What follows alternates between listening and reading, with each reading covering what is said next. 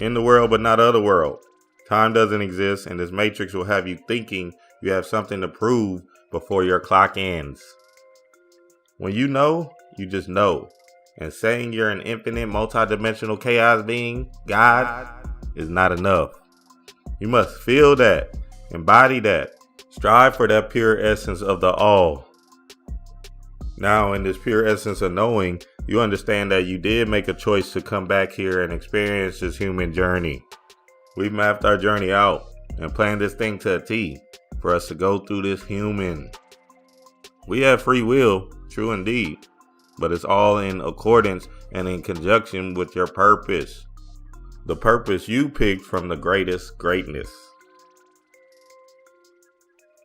You think that job you have as an airplane stewardess is a coincidence to you feeling you're supposed to travel the world? You actually believe your traumas as a kid that led you to be a school counselor doesn't have anything to do with you feeling this energy to help people grow?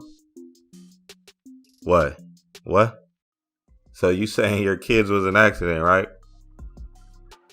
Your kids birthed you, and they came down here to have their own experiences that y'all set up together for this journey.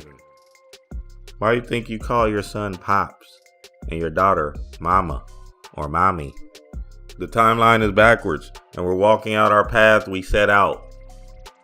Bird's eye view, remember? Time is not real. Time is an agreed upon metric that allows us to see past, present, and future.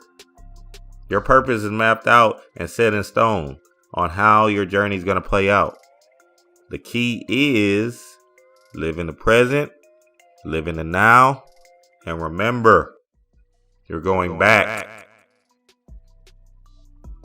to the future. Dream wise.